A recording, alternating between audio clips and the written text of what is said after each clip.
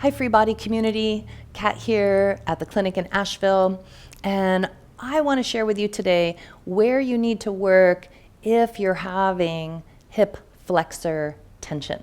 Because a lot of folks come to me with tight hip flexors. They're like, oh, they show me, oh, it's right here, right across the front of the along the groin or that inguinal line. It just pulls all the time. It aches no matter how I sit or how I stand.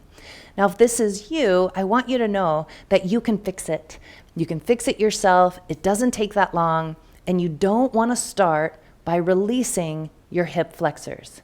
What? That seems crazy, right?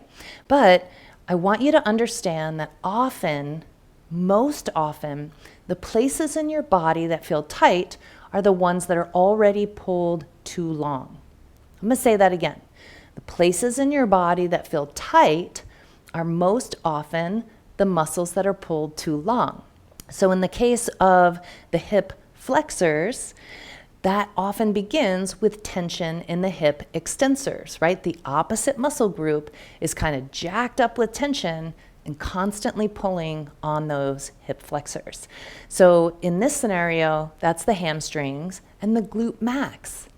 Hamstrings, glute max, lift the leg up and back.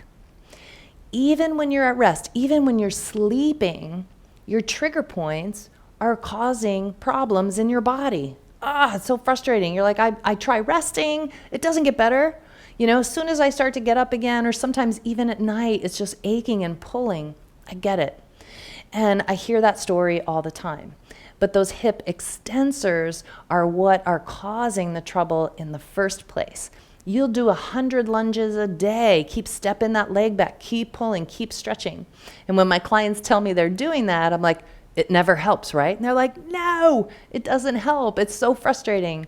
I'm like, yeah, because you got to release the extensors first. You have to release what's pulling on stuff first.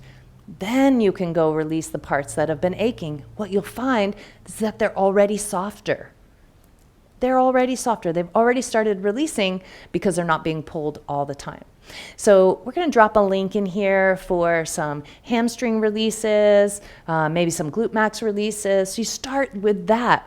Then you can work on those hip flexors. And the hip flexors, not just psoas and iliacus, although those are amazing big hip flexors. Yes, you should address those. But the top of the quads, the whole very top of the thigh, just spend a little time rolling around on a ball there after you've released the hamstrings and the glute max. Now remember, trigger points want to come back. They become kind of habitual places in the body, in the brain that contract. So they might come back. It might take you a few days in a row. So just keep a little ball by your chair at work, or if you're at home, every once in a while, just sit on a ball, get it under those hamstrings. Again, that video, we're going to drop that link in the description so you can go to that and see. It's actually really simple. It only takes a minute or two, and you're going to feel so much better. So hey, if this video helped you, please subscribe to the channel. It really helps us to get more information out to more people. Hit a like, drop a comment, let me know if this helped you.